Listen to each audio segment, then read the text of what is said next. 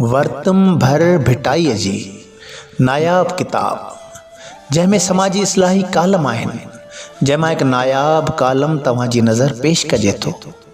अखियूं मेघ मलार, कॾहिं कॾहिं खिलंदे इंसान रोई वेहे थो, कॾहिं वरी रोईंदे खिलियो पवे। ये सभु सोचूं आहिनि जेके माज़ीअ में झाती पाण बैदि कुछ यादगार लम्हा, दोस्त ऐं दोस्तियूं, वफ़ाऊं ऐं जफ़ाऊं, एहसान ऐं एहसान फरामोशियूं, कूकाटियूं होकरा कूकरा हूंदा आहिनि।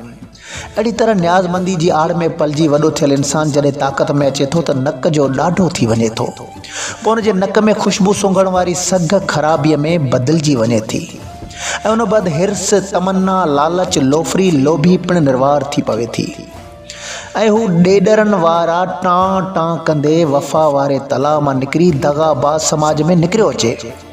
पाण पोइ कड़ा जुमिला चपनि ते चाढ़े हरणु शुरू थो करे। पोइ को चवे थो त मस्तु थियो माल में, को चवे थो ख़्याल में छीछड़नि छेड़ो ॾिनो आहे, को वरी चवे थो मुनाफ़िकी माजरा में छितो थियो आहे, हाणे थुलनि वांगुरु थूना थो हणे। बहरहाल ॿाहिरि निकिरण बैदि पाण मांगर मच्छ चवराए पियो ऐं चवणु शुरू थियो वञे, हल उहे सभु मांगर मच्छ मुंहिंजो शिकार खाईंदा हुआ। कुझु क़दुरु ॻाल्हियुनि में सदाकत ज़रूरु ॾिसिजे पई, पर वरी बि मांगर मच्छ ऐं ॾेॾर में फ़र्क़ु लाज़मी आहे। हिन मुआशिरे में मांगर मच्छ थियण लाइ हज़ारे ॾेॾर क़ुर्बान करणा पवंदा, तॾहिं वञी हिकु मांगर मच्छ बचंदो। पोइ उहो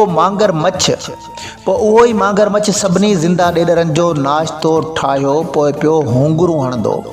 वरियो भाग वरी नंढड़नि ॾेॾरनि जो, जिन पंहिंजी शिकिल में पंहिंजो अॻवान ॾिसी वरितो। हिननि ॾेॾरनि सम्झो त बसि हाणे तलाउ ऐं दरिया समुंड सभु असांजी जागीर आहे। पर जॾहिं नशा लथा त पोइ ख़बर पई कुकुड़ ऐं दाल जी, ऐं उन्हनि जो रेट वग़ैरह अहिड़ो लका ॾिसंदे पोड़ो वाॻूं बि ॻोढ़ा हरण ते मजबूर थी वियो। ॾिसो फलाणो ॾेॾर कबड्डी रांदि पियो करे, जंहिंखे सभु दा पेच सेखारण वारो आउं हुयसि। अॼु हू पाण ॿियनि खे पियो सबक़ ॾे, बसि वाॻूं वरी बि मांगर मच्छनि जी मीटिंग कोठाए अखियूं मेघ मलार करे रोए पियो ऐं खिले पियो। ॾेॾरनि जी टांटा सॼे पाड़े खे मथे ते खणी छॾियो आहे। वॾे इतिहाद ऐं ॿधी जा ॿोल कया पिया वञनि।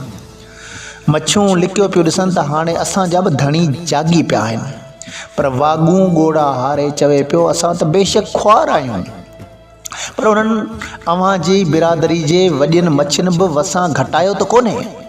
उन करे मुआशिरे में पहिरीं नज़रसानी करियो, पाण में चोर जांचियो त अच्छा कारा पधरा थी पवंदा।